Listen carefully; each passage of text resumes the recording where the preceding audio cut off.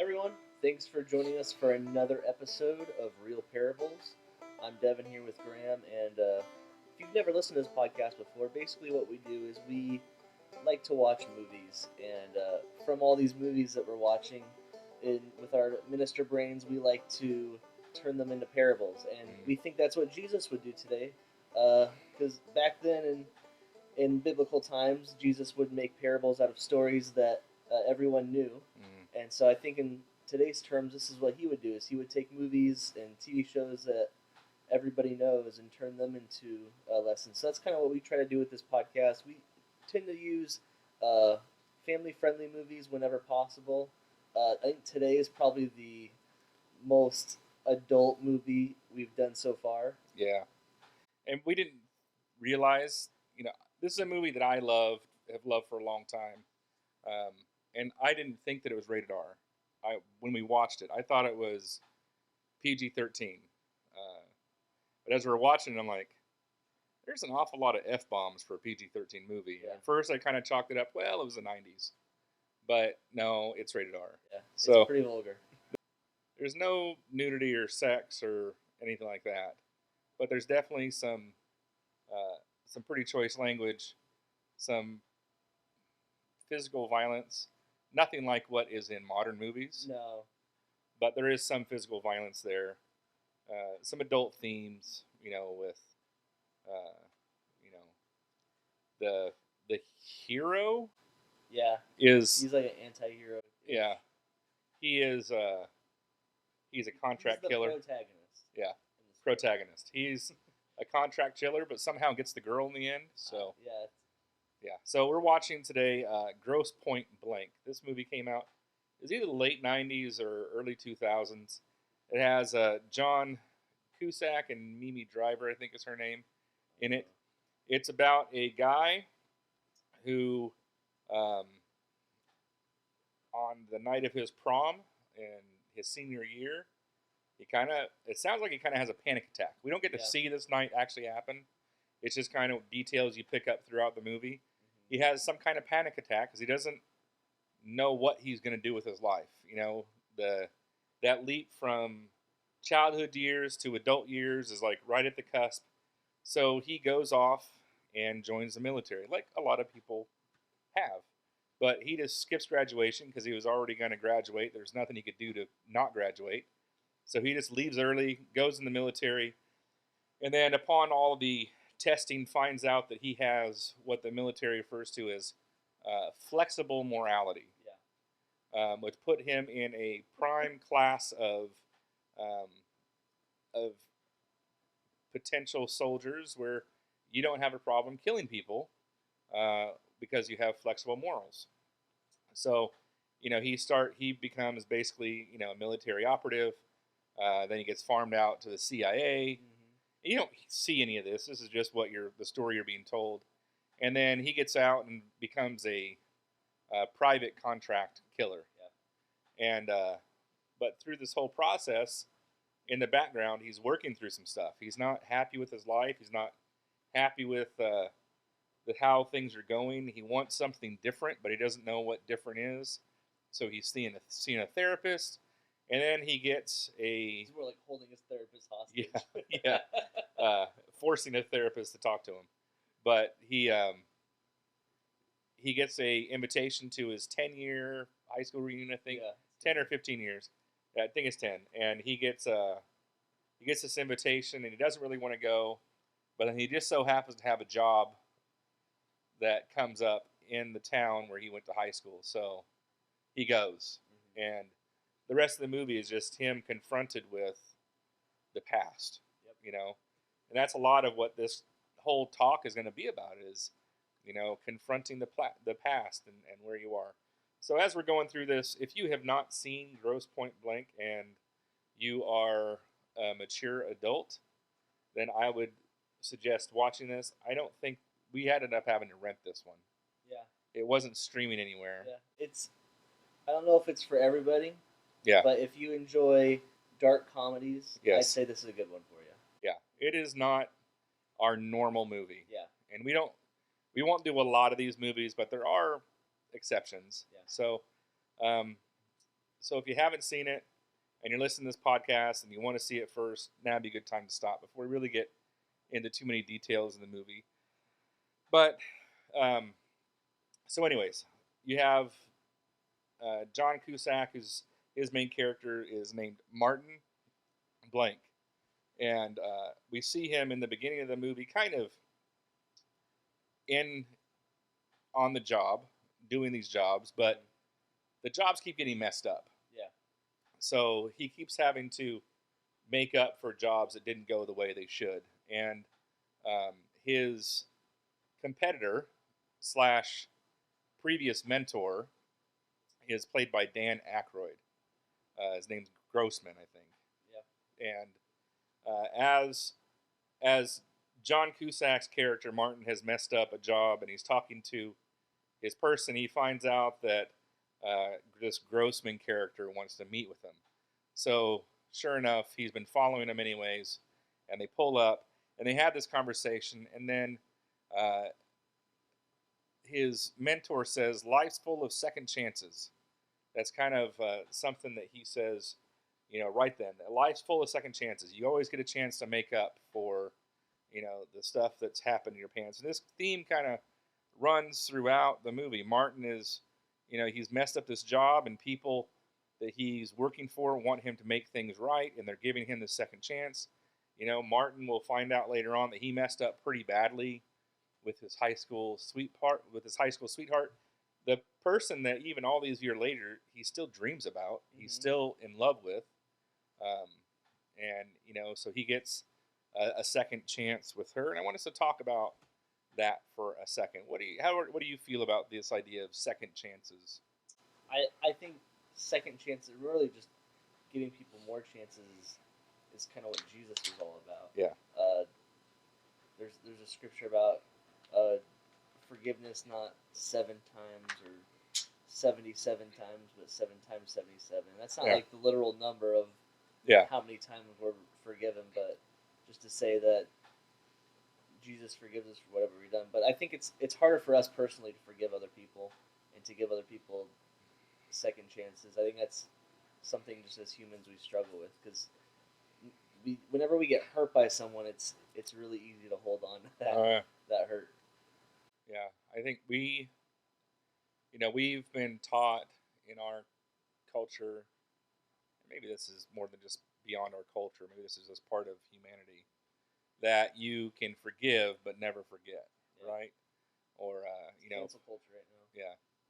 So I can forgive you for whatever it is you've done to me, but I'm not going to forget about it. But that's not really how forgiveness is meant to work. Yeah. At least from a biblical perspective. From a biblical perspective, we're told once somebody is forgiven, that means that we're no longer going to hold that against that person, meaning that we're no longer going to remember it. Yeah. And I think this is a difficult concept for even people who claim to be the forgiven, Christians. It's really a difficult concept for us to latch onto, because our worldview is so impacted by, maybe it's something your parents taught you, maybe it's something that your friends taught you, maybe it's something that you just learned along the way of getting hurt. Yeah. And we just have a hard time connecting that. So what are some ways you think we can be more intentional forgivers as Christians? I think asking God for help is a big thing, because I think it's hard to forgive people on your own sometimes. I can think of very specific people. I'm not going to name names of people that have hurt me pretty badly and who I really do not want to forgive at all. But I have asked God, God, please help me forgive this person, because the memory of them hurts, and I don't want that to have a hold on me anymore. Yeah. So I think asking God to help you in those scenarios, to help you forgive those people, because it is a hard thing to do by yourself sometimes. Another thing is trying to let love have more control in your life rather than hate or whatever the word is. I can't think of it. But letting love have a stronger precedent over hurt relationships than anything else. I think is a big one because it's hard to when you're being more loving, it's hard to have bad memories of other people. But we're humans. Like it's hard. It's not easy. Yeah. This is gonna sound weird, but the way that I found it best to forgive somebody is to try and do something nice for them.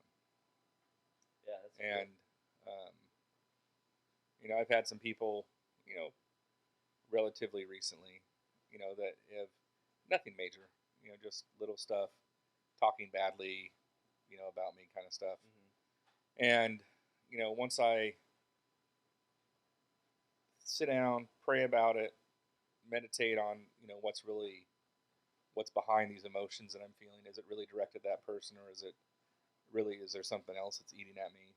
Once I kind of wrestle with that, if I can intentionally find a way to do something good for that person, then I'm far less likely to feel any kind of unforgiveness towards them, and especially, and if I make it a plan to one that Brianna does, every time that she feels bitter about somebody who's hurt her, she makes herself find 10 things that she appreciates about that person.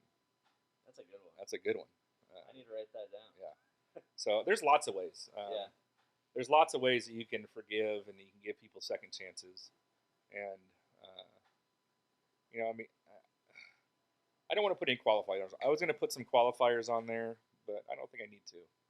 I think that there's, from a Christian's perspective, forgiveness is what's supposed to be freely given, and no matter what somebody's done. Yeah. And I think safety has to be a part of that. If you're at risk of being injured or hurt by somebody, then you can forgive them and hear, but still protect yourself from being harmed again. Yeah, by being hurt by them. Yeah, but doesn't mean just because you forgive someone doesn't mean they still have to be like your dear friend. Yeah. No, it's just I'm not holding this thing against them, but I also have to protect myself. Yeah. There are some situations where you need to put up some barriers to be protected. There's domestic violence issues and so on. Those kind of situations, bullying kind of situations. So be safe, but be willing to forgive. You have anything else left on this idea of second chances you want to share? I feel like I'm a pretty forgiving person, but it's still like every couple of years there's someone who comes around that makes that really difficult, and so don't feel like you're alone. And it's like if you're a Christian and you have a hard time forgiving people, everybody has a hard time doing that. You're not alone in that. Yeah. When I was doing youth ministry, one of the most frequently taught lessons in youth ministry was forgiveness. And then I thought maybe that would change once it got time to when I was teaching adults. It doesn't change. Yeah. Forgiveness is something that we will always struggle with because it is something that's so foreign to us in practice, even though we've experienced the most incredible forgiveness. Yeah, for it being such a fundamental belief of ours that we are forgiven for everything we've done, we have such a hard time forgiving others. Yeah. It's pretty amazing. Yeah. I always am reminded of that painful passage, about the servant who's forgiven. It was time for the king to collect on debts this servant owed. I did the math at one point not too long ago. It was like in modern day terms, it was in the billions of dollars, like hundreds of billions of dollars in modern day terms. But he didn't have. There was no way that he could pay that debt. So the king's like, "Well, you're forgiven. All your debts are forgiven." And then a buddy of his comes back to him and owes him just the equivalent of like a few $100. Yeah. And he's like, "No, you pay me now." He's like, "Well, I don't have the money for it right now." So he takes his friend, this person who's just been forgiven, billions of dollars, takes his friend and has him thrown in jail for just a few $100. Yeah. And it's hard to keep that image in mind because it's so convicting. It's so convicting. Those parables that Jesus told are so good and so true that they cut quick. But I don't think, in the Christian terms, second chances isn't really in the vernacular. It should be, far more than that.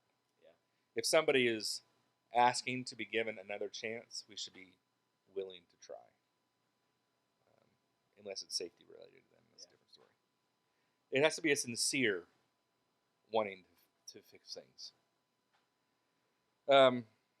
So as the story goes on, like I said, Martin is a hitman, but he's having some issues with what's going on in his life. He's not happy with how things are going. Yeah, he's still human. Yeah.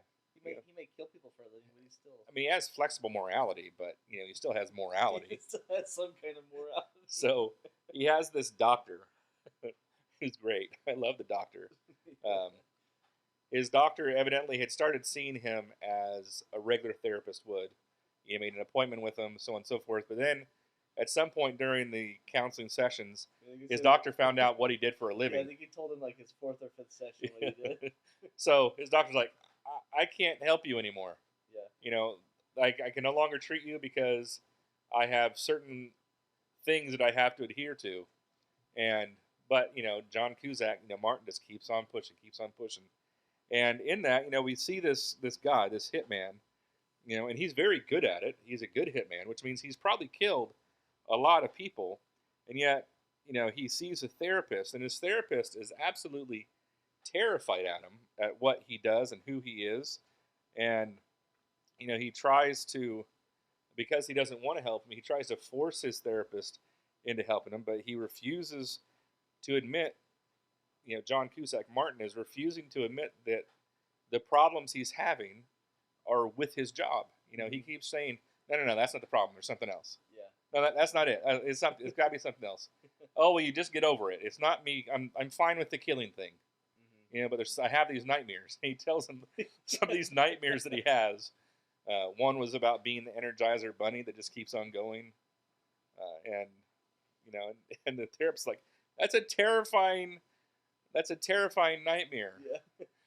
This is clearly, you've got to stop killing people, which to us sounds like, well, duh, Yeah. but he just couldn't get it through his head. So, have you ever had a problem that you're not able to see the real problem because of something that's blocking the way?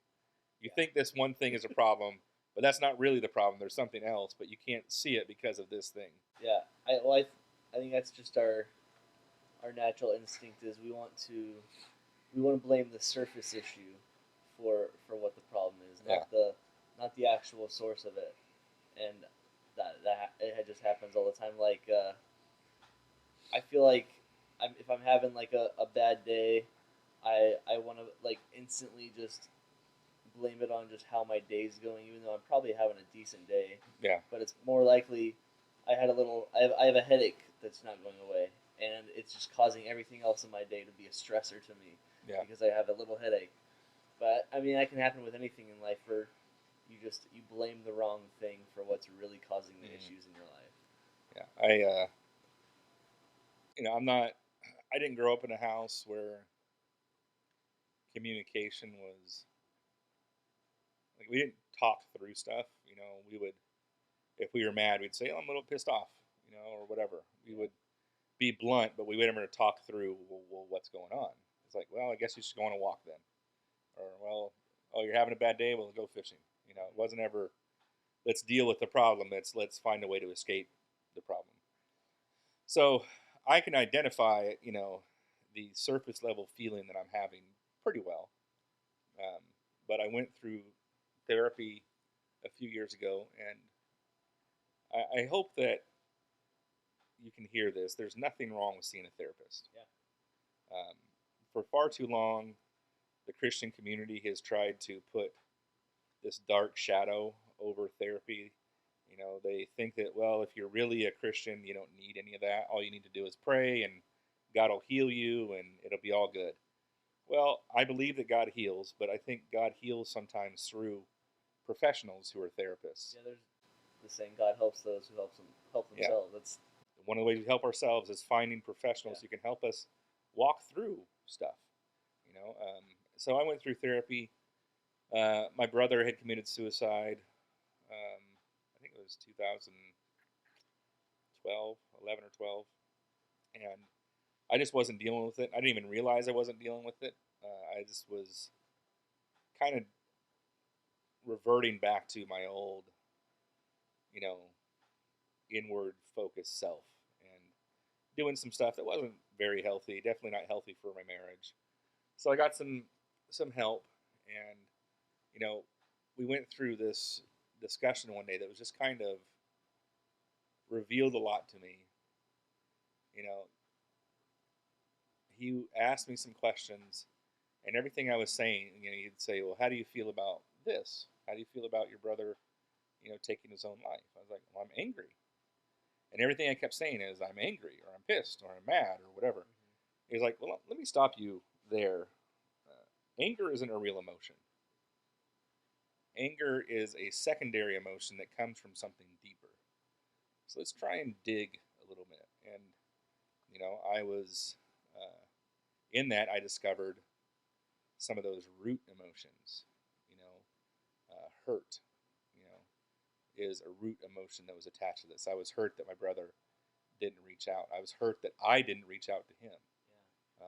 And I started, trying to really uncover some of those deeper core issues that I was struggling with. And I think that's what the doctor's trying to get Martin to do here. Is like, no. You're having these nightmares for some other reason. It's not just because you're having a bad day. There's something else going on here, and it's probably connected with the fact that you're a contract killer. And, for me, it's more than just being angry, Graham. There's other stuff that's going on. Let's start to unpack that. And I think one of the things that we believe as Christians and as men is, well, if I just pray on it enough, it'll all be okay. I don't really need to talk about it. Yeah. That's just not true. You don't, see a therapist, please, if you're having issues. There are plenty of programs out there to help with that. But also, there's plenty of pastors out there. They might not be therapists, and they might be able to help direct you in the way of a good therapist if there's a need there. But there's plenty of pastors out there who would love the opportunity just to help you unload some stuff. Maybe it's not even that they're going to say anything that helps you, but maybe you just need somebody to talk to, just to be able to work out some of that ugliness. I think generally just even finding a good friend. Yeah. That you can trust to just unload on what you're going through. It's just also just a weight off your shoulders, something that you don't have to bear by yourself. Mm-hmm. But yeah, I think minister preferred, or especially a therapist. Cause it's not a bad thing having a therapist. If you're in the La Mesa area, we've got some good ideas. Yeah. If you're outside of the La Mesa area, I'm sure we could probably help you find something if you want to message us. But please find help. I don't know how much of a parable this really is, other than just a straightforward petition to, if you're struggling with something that's real, don't be afraid to deal with it. Yeah. Don't be afraid to go through that process, because on the other side, I have, it was a hard 2 years of therapy and work that I had to do, wrestling with stuff that I didn't want to bring up. I mean, because you get into some of those old hurts and losses, and you get into some stuff that's pretty painful. But on the other side of that, I have never been so close with God in my life, because I got rid of the stuff that was holding me back. And I think that's part of the parable here. If we're going to really, by dealing with the stuff that's on the surface level, it opens us up to something deeper, a deeper connection with God, a deeper connection with friends, a deeper connection with your pastor at church, whatever it may be. That if we can get rid of all that surface level petty emotions and really deal with the deep down stuff, there's a lot more opportunity to dig in and be more real in our faith. I think in this movie, what you see is he kind of realizes, because what he does, he tells people that he's a killer. Like he tells his very nonchalantly. Yeah. Obviously, it's like they think it's an exaggeration. Yeah. He tells her dad. He says, "Good for you." Growth market. Yeah, growth market. they're just like making jokes. Yeah. And I think once that they take him seriously and just really see him for who he is, I think that kind of helps him. Yeah. Start to feel better because he just wants people to see him for who he is. Yeah. Yeah. And I think that's really important in our walk of faith is if we're always have our guards up, which is what we see with John Cusack here, Martin's character, you have this person who always has this I'm a contract killer guard up. Yeah. He's very blunt and about face, but when you really dig into who he is, he clearly had some childhood pain that he was struggling with, but he had some really good relationships, as you see later on through the movie. He had his girlfriend who he was really close with. He had, his best friend who, would do some stuff, that only best friends would do. Yeah. And apparently pretty popular in school. Pretty popular, so he had a lot of stuff working in his favor, but all that was lost because he just couldn't deal with the surface level stuff. Yeah. Well, as we continue through this movie, Martin has now gone into his hometown of Grosse Pointe, Michigan. And close to where I went to school. Yeah, and he is going through this town, and he's all of a sudden confronted by all these everything kind of is the same. Nothing's, you expect when you go home after you haven't been there for a while, you expect everything to be different, but most of the time it's not. Most of the time it's exactly the same.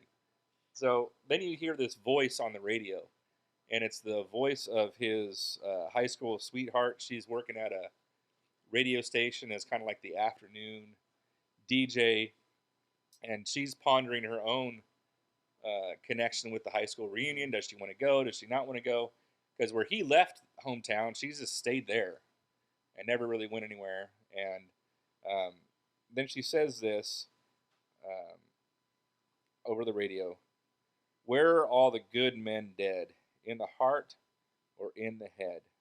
Yeah, that original line comes from a play in Shakespeare, The Merchant of Venice. But it also kind of has a close theme here. The main character is this successful hitman, and he's searching to reconnect with his high school sweetheart. So he was heartless in being the fact that he had killed so many people, but he's constantly overthinking, and that's getting in the way of their romance. And I don't really know what discussion there is to have with regard to that, but that's kind of a theme for the whole. That's kind of set the whole movie. Is which one is going to be the one that stands out here? Is it the man that's in his heart or the man that's in his head? And as he goes through there, we see Martin really struggling with that duality of his being. And I think we all have similar struggles. Yeah. Who am I really going to be in this moment? And there's also like a who do I want to be and who am I meant to be kind of duality too as we're growing up. I struggled with that a lot growing up because I felt like, or I had this voice telling me that I was supposed to do things in ministry, but then I'm like, but I don't want to do that. That sounds terrible. It does not sound fun to me. It's not going to pay well. Yeah. That's not what I want. And so I think there's lots of times in life we feel like we're split between two choices between who we think we are and who we actually are. Yeah. I think that's kind of what John Cusack's dealing with is he's split between who he thinks he is and who he really is. Because, to be real honest, in a lot of ways, being the contract killer is probably a lot easier. Yeah.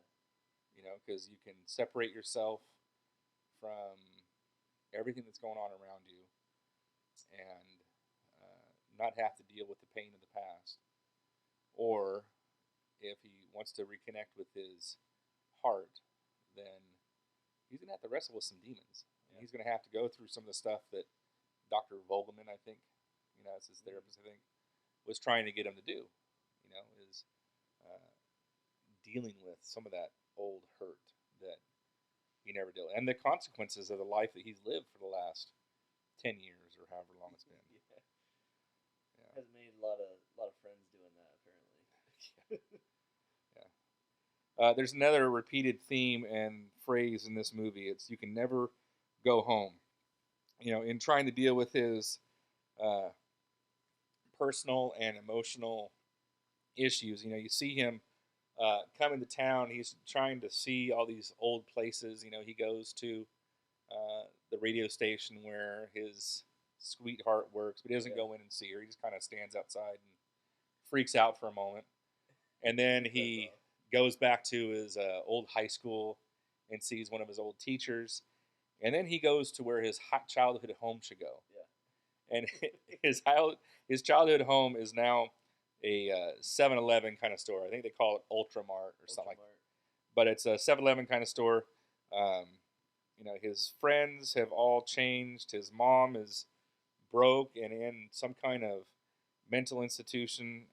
Home in every sense of the word is a mess. But he keeps expecting things to be the way that they were. And everyone there either wants to kill him or question him about where he's been. And I don't know which one's really worse for him.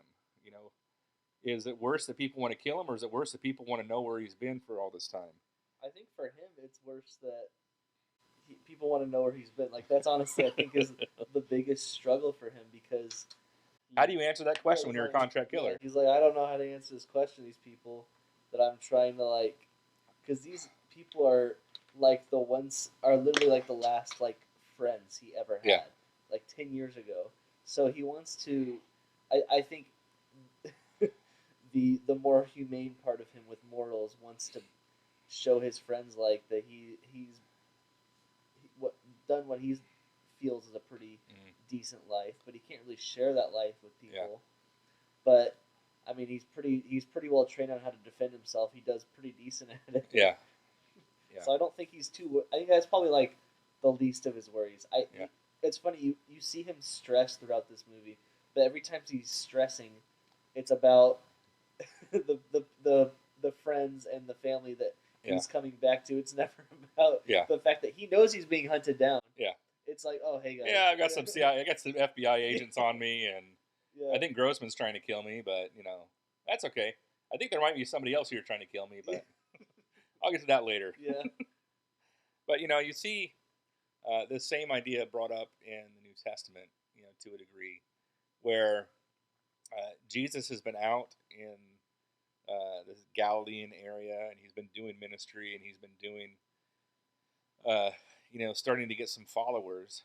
And then we see him come home to Nazareth, right? And he comes home, and, the only thing that he hears, well, isn't this the son of the carpenter? Mm-hmm. Isn't that Mary's boy? Who is this? Who does he think he is? He's no prophet. This is ridiculous. He's just supposed to be a carpenter like his dad. Yeah. So I think it's really tough, coming home, and having to go through that process of everybody has their image of who you were, and then there's this person of who you are now, and how do you mesh those two worlds together? I haven't had to deal with this, because I haven't gone back to North Carolina since I left in the 90s, so, but I can't imagine, the people that knew me in North Carolina, what they would think of me today. I would imagine they'd be kind of like Jesus' story, like, yeah, right, what? You're a what? Yeah. Yeah. I feel like, because I kind of left home for a long time before coming back to San Diego. I was pretty close to Grosse Pointe. I kind of did the opposite of what you said. I was in Michigan for 6 or 7 years, I think. Yeah. And then coming back to San Diego, it's like it was weird, because I feel like I ultimately was the same person, but I left to go do engineering and came back in ministry. Yeah. So it is kind of weird, like, coming back to people after a long time and seeing I feel like what was weirder is seeing where other people were compared to where I was, because I feel like I didn't change much, but everyone else did. Well, it has to be weird coming back to. I just think of what was your first interaction with Miss Susan? Once you're a ministry staff person at La Mesa,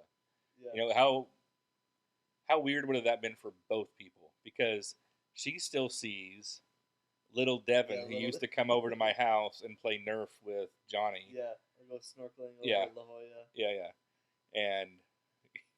But now you're not that person anymore, and you still kind of see her as that mom figure who was kind of kooky and probably makes some pretty good salsa and great chorizo. Yeah.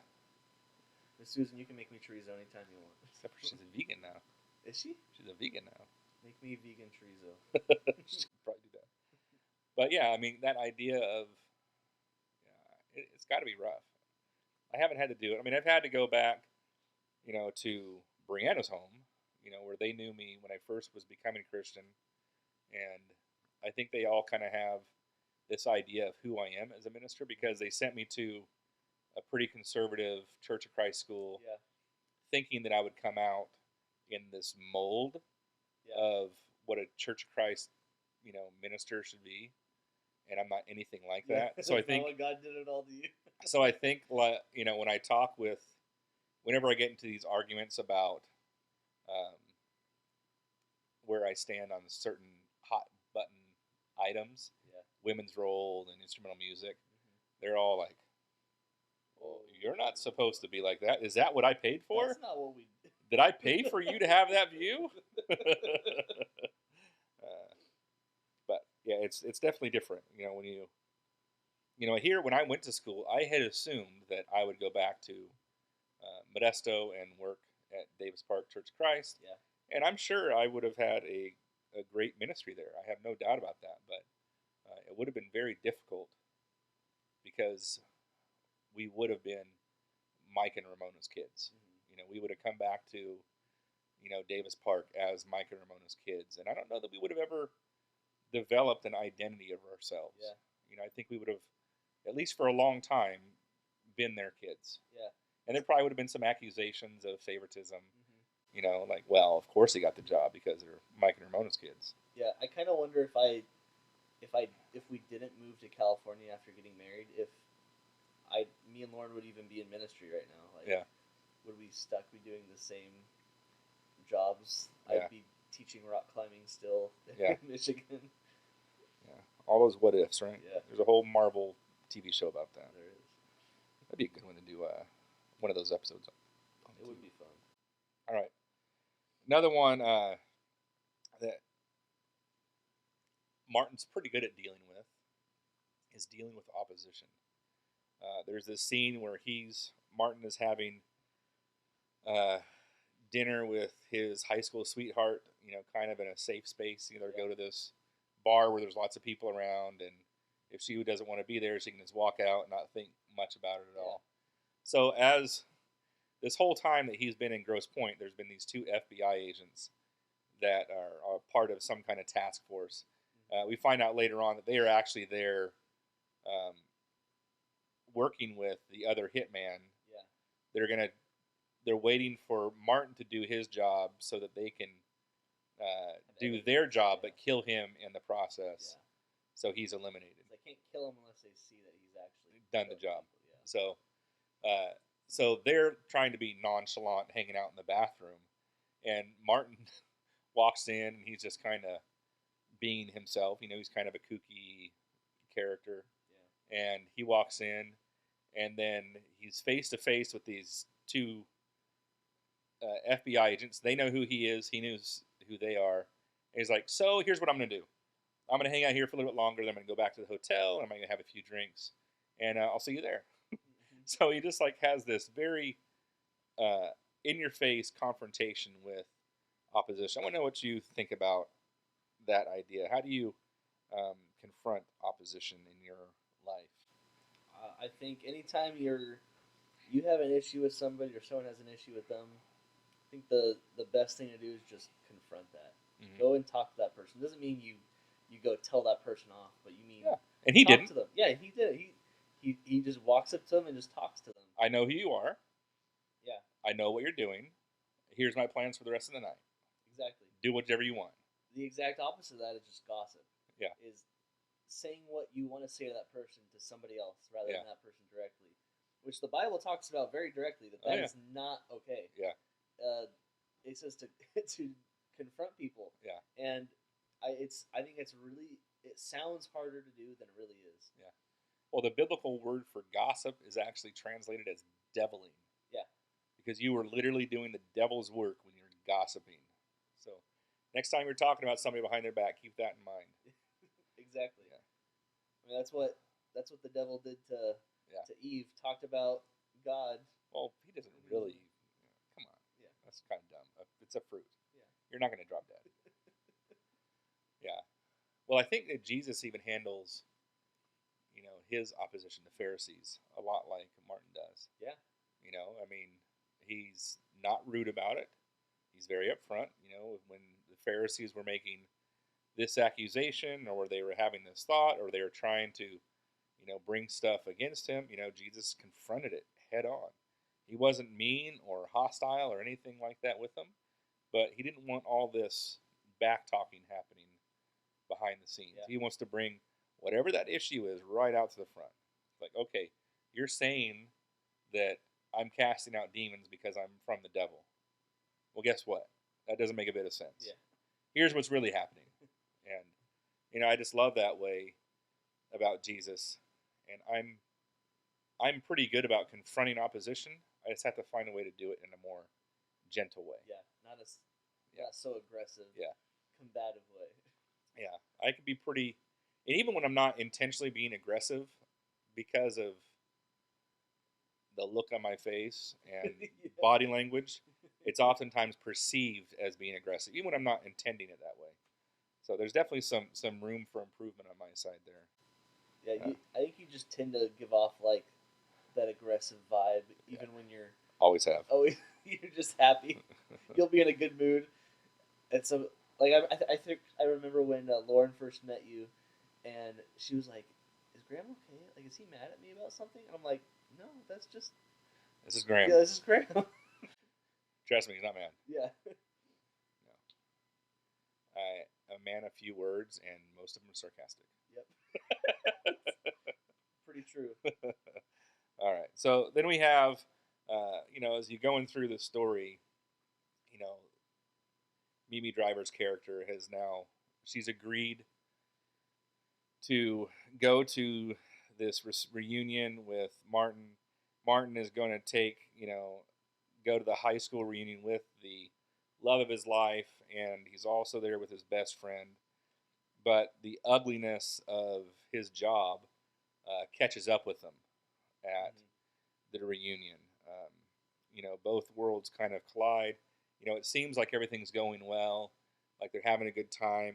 He and his high school sweetheart kind of deal with some of the stuff, that they hadn't really talked about. They really have a good conversation. And then that world collides in the hallway, and, it creates a real mess. Basically, what happens is this other hitman who's in town that's been hired by Grossman comes to this reunion and attacks Martin in the hallway. They get in a tussle, and this other hitman ends up getting killed.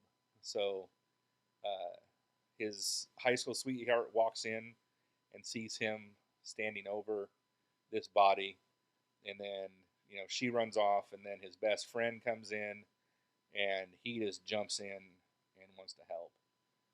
What are we going to do? Are you okay? How can I help you?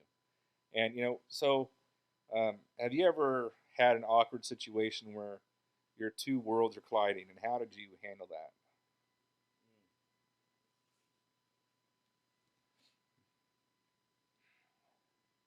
I remember at my dad's funeral, we had Brianna's family was there, all pretty conservative, Church of Christ. Yeah. Don't drink, don't smoke, don't do any of that stuff. And then you have my side of the family, which is the opposite. Yeah. Not conservative, not Christian. Drinking is not just accepted but welcomed. And so we're having a Scottish style memorial. And when you go up and you have your time to say your memories. Yeah. You pour a shot for yourself and you pour a shot for the person you're remembering, and you do both shots. So at first, that wasn't a big deal when it was like clearly adults who were doing this. Yeah. And then you start getting like my nephews who are like 14, 15, 17 up there doing the same thing. And all of a sudden there's like this uneasiness. Like I'm grumbling. I'm standing up there, I'm the one officiating the service. Yeah. And I can see what's happening. I'm trying to be supportive of my mom and whoever's up there talking. Yeah. And then I'm looking out at my in-laws, and the looks on their face are like, and one of them's a police officer. So, their faces are like, what is going on here? Yeah. I mean, it's not technically against the law since it's on private property and it's a family thing, whatever, but it's still weird. Yeah. It's so different than anything they would ever experience. Yeah. And, there's just this uneasiness, and it's like, how do I bring these two things together? Yeah. And I don't remember exactly what I did, but it seems to have worked out okay. Yeah. But it was still very awkward. Yeah, and I remember just being very uncomfortable in that situation. It's funny you mentioned that, because that makes me think of my wedding. Because I had multiple worlds meet at my wedding. All my college friends, which we have a lot of fun together, and a lot of inside jokes. Meet my family from across the country. Meet Lauren's family, which are locals. Yeah. And it was 3 groups of people that never really met each other before, really talked to each other ever, all meeting. And it was just it was so weird having those 3 groups of people all in one room. Yes. And figuring out how they interact with each other and how they should interact. It was funny. The general consensus was all the people that met my dad said he was one of their favorite people they've ever met, and they want to be best friends with him. My dad is just overly friendly, very friendly guy, probably the most friendly guy you'll ever meet. Yeah. And that's why. But it's funny because it was just awkward. Yeah. I don't know the best way to approach that. Yeah, I think it's kind of connected with the same way Jesus approached whenever there was opposition, is you just have to be upfront with it. Paul dealt with this a lot in his time. He's pretty experienced, but it was never really easy for him to wrestle with. You have Paul, who he was kind of uniquely gifted at his job because he's a Jew of Jews, but he's also technically a Roman. Yeah. And he was able to bridge all these different gaps. But you can even see with him that there were times that, like when, he was in Thessalonica, he clearly made some people upset. Yeah. Because he couldn't bridge that gap. And he had some people in Athens who just didn't want to listen to what he had to say. He tried doing his normal thing. He tried going to the synagogue. He tried going to the marketplace, and neither one of those things was working. Yeah. And in that, you see that he had this light switch moment. Well, I'm trying to bridge this gap. I'm trying to make these worlds meet, and that's not working. So maybe I need to meet them where they're at. Yeah. And I think we see that's the trend that you see throughout the rest of his ministry as well. Maybe I don't have to do what I'm comfortable with. Maybe I need to be willing to meet them where they're comfortable. Mm-hmm. And that was such a huge turning point in his ministry. Yeah. I think maybe even a harder world gap for him was him switching from prosecutor to disciple, Yeah. and having to convince people that that's who he was. I think what a crazy world you come over to people Yeah. that you were hunting just a week ago, Yeah. and like I'm. No, we're all good now. Yeah, Jesus and me were buds. He blinded me, but we're all good now. Yeah. There's this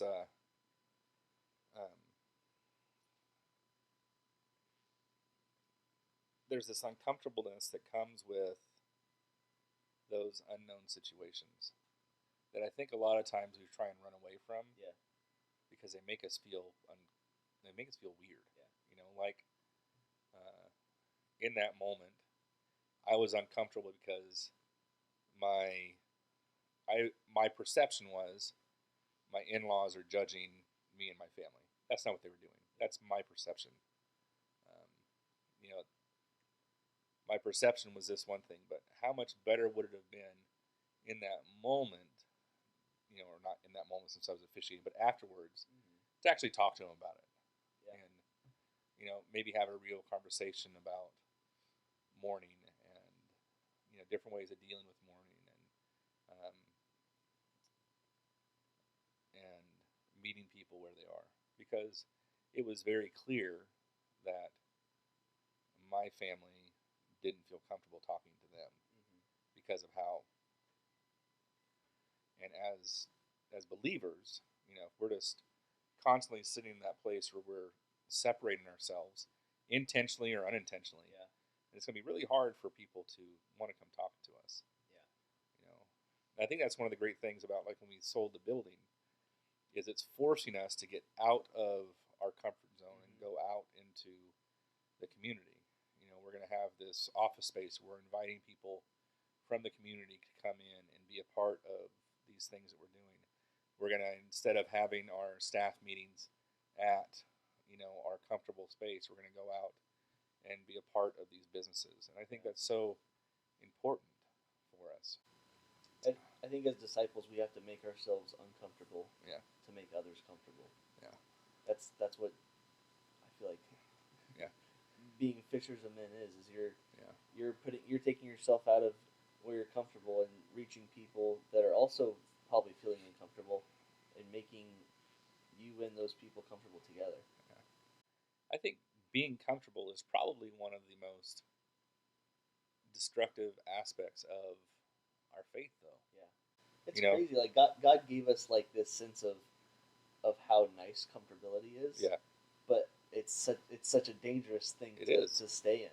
It is. Because, we're being really honest here. It would have been comfortable for us to stay in the building we were in. Yes. We could have found temporary financing, until we found another school to come in. And, we could have just trotted along doing the things that we've always done for so long. And, probably wouldn't have had some of the people leave that have left. That would have been comfortable. But as I think about the future of La Mesa and where we're going, I'm so excited about it. And I think that the people who've stuck with us are excited about it. And that excitement only comes from being uncomfortable. Yeah. Nobody gets excited about being comfortable, except at the end of the day when you take your shoes off. That's a different kind of comfort. That's different. I look forward to when my shoes and socks can come off and I can just stretch my feet out. Yeah, I already did that. I can't do that anymore, though. I can't wear flip-flops anymore. That's part of being old with bad feet. And you broke your toe. And I broke my toe. So that's really annoying. Yeah. So in this moment of before these worlds collide, there's this Martin and, is her name Karen? What's her name? I can't remember. But anyways, for some reason I could not remember any of the characters' names. But in this movie. Martin and his high school sweetheart, they're up. They've had their dance. They've had their kind of moment, and they're up in the balcony, and they're talking about that night when Martin ditched her on the prom night and ran off to go join the military. And in that conversation, he says, "I'm sorry I messed up your life." That's not what he actually said, there was an explicitive in there. It's Debbie. Debbie. So there's an explicitive in there that I've substituted for messed up. Um, but he says, I'm sorry I messed up your life. This moment is a moment for the first time, I think, in this movie where he's taken personal responsibility for something that he's done. He's said, what I did was wrong, and I'm sorry for what I did.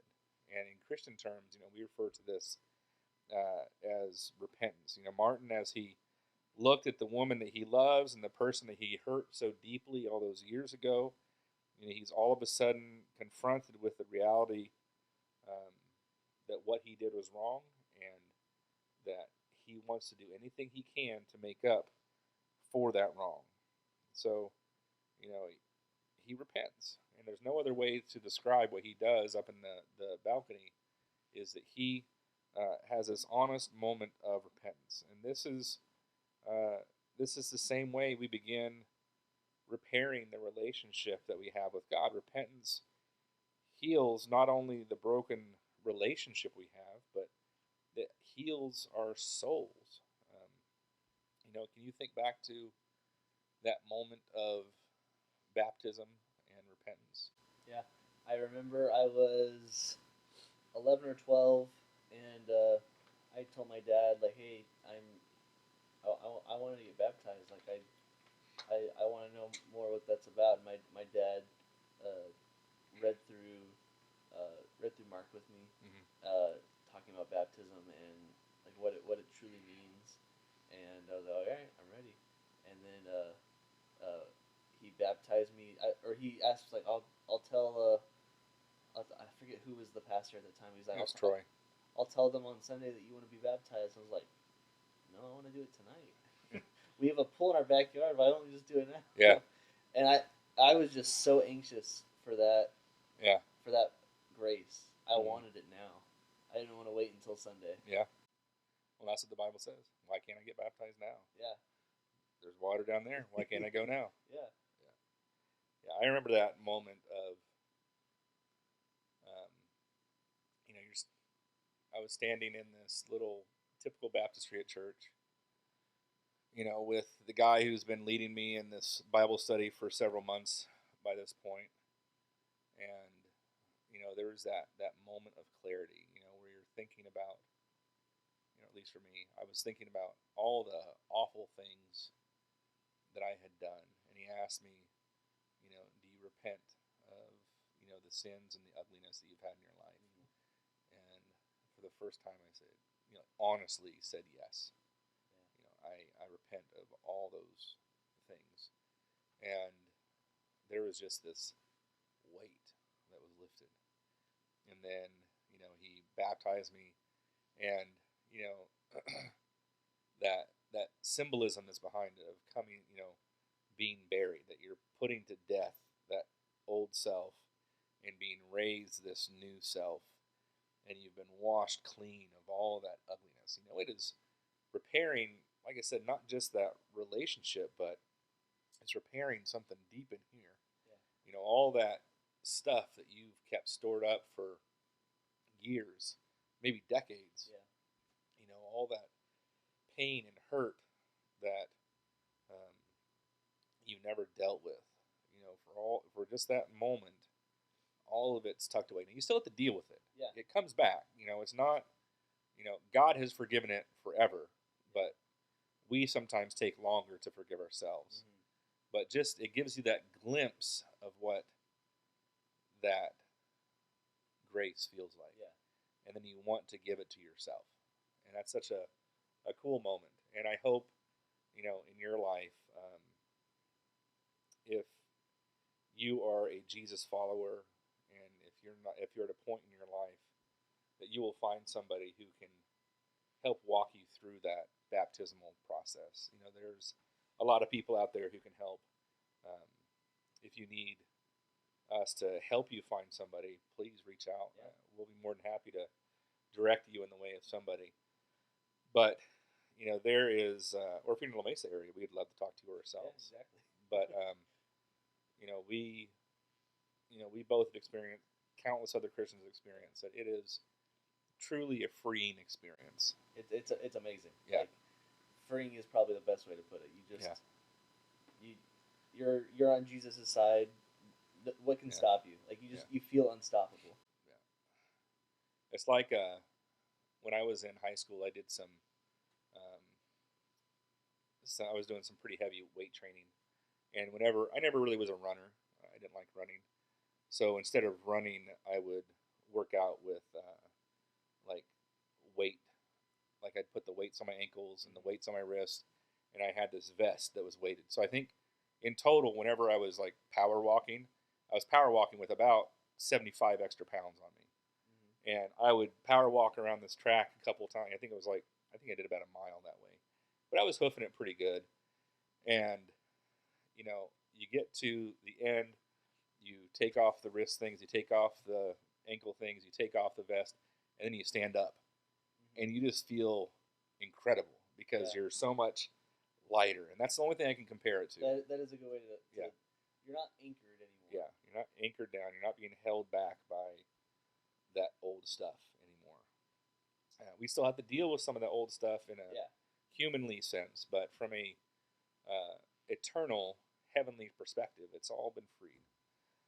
And just to kind of wrap up, Martin throughout this movie, when bad stuff happens, when things don't go his way, he has this tendency to say, "It's not me. It's not me. Yeah.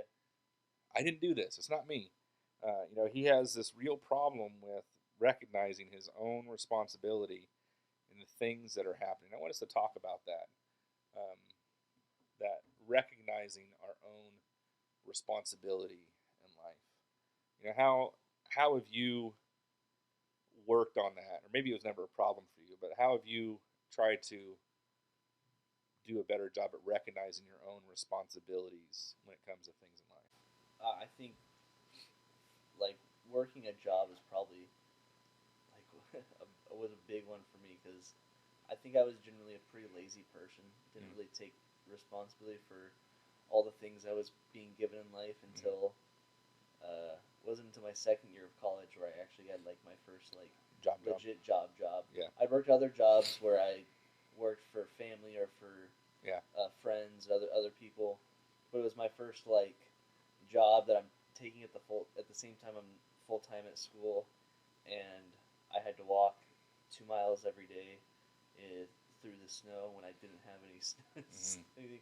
It was hard, and it really helped me take more responsibility for the money that I have and really just how much control I have with being purposeful with what I'm doing with my life and not just doing nothing with it. Like I realized how hard life is and how much you have to work for it, which I didn't really realize before. Another thing that helped was that like Dave Ramsey financial planning class. That helped me take a lot more responsibility in my life for what I was spending my money on, and just dealing with finances. Growing up, I really didn't have, the idea of taking responsibility financially was, whatever. I worked quite a bit as a kid because if I wanted anything, they weren't going to give it to me. I had to pay for it. So, but my responsibility that I really struggled with was taking a responsibility when I hurt somebody. I still deal with this. I don't like saying I'm sorry. I don't like it. And if I've offended you and you thought I should have said I'm sorry, I'm sorry. I just don't think in those terms.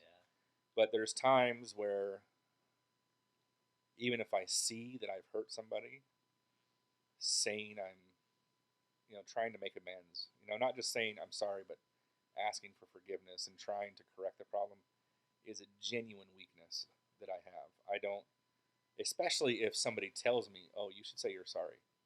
That makes me want to not say it. Well, now you told me to do it. Now it's expected. I'm definitely not going to do it now. It's not going to sound genuine anymore. Yeah, I don't. If I'm going to say something that's that's personal like that, I want it to be genuine. And you just made it impossible to really be genuine, so I'm just not going to do it. And I understand that's my personal weakness. I don't like being told what to do. I don't like admitting when I'm wrong. I don't like admitting that I played a part in hurting somebody. But I'm trying to work on it, and I think that's all God really expects of us is that we're trying to work on it. That's what Martin is trying to do. In Grosse Pointe Blank, he's trying to work on it. He's a little bit slower at it than a lot of people, and the things that he needs to work on are a little more painful in different ways. Yeah. But it's a great illustration that we gotta, because like I said, in that conversation he has with Debbie, is he finally made that connection. Yeah. I had a personal part to play in the damage that I caused in your life, and the same could probably be true for his mom. Would his mom been in a mental institution had he stayed home? Yeah. I don't know. Who knows? I mean, he said he was sending money that way, but money doesn't help when your mom is struggling with dementia or whatever she was struggling with. But anyways, so honest opinion, this is a movie that you had not seen. What did you think? I thought it was a good movie. There's other dark 90s comedies I think I prefer over this, but not bad. Yeah. There's another one that I wanted to do with John Cusack, but now I have to rethink if that was actually PG-13 or was it R. I don't think it was. My dad's favorite movie is a John Cusack movie. It's Better Off Dead or Better Off Dead. Yeah. A lot of John Cusack movies are not PG-13. Yeah. A lot of them are rated R. I love that one. Yeah. That was great. There's a couple good ones out there. But next time we are going to be watching another movie that's not as well known because I don't think it was made by your typical animated movie places. It's not Pixar. I think it's Sony. It's made by the same people who I think it is Sony because it's made by the same people who did a Lego Movie and Spider-Man and the Spider-Verse, which we just did last week. Yeah, but it's Mitchells versus the Machines. Yeah, the Mitchells versus the Machines, which I have not seen it yet. I have not seen it yet. It's a relatively, it came out like a year ago on Netflix, and it's still on Netflix. I think it's a Netflix movie. It's a Netflix movie, so that's what we will be watching if you want to watch the movie in advance. Yes. So, and we would love if you have seen Grosse Pointe Blank. If you have any other parables that you saw within the structure of this movie that we didn't catch. There's probably a lot more there. Yeah. But I had issues finding stuff. Even it was my first time seeing it, so yeah, that makes it hard. But yeah. But and I think towards the end I was like really concerned. Can we actually with the with the parameters that we've set, can we actually do this movie? And I think it was the points that we were able to talk about in this movie, I think, justified the watching of it. But once again, it is a rated R movie. There's no sex or nudity in it. There is some violence, but the language is pretty bad. So, discerning audiences. But for now, we would like to thank you for being with us today. We look forward to doing this again when we review Mitchells versus the Machines, and we'll see you then. Or talk to you then.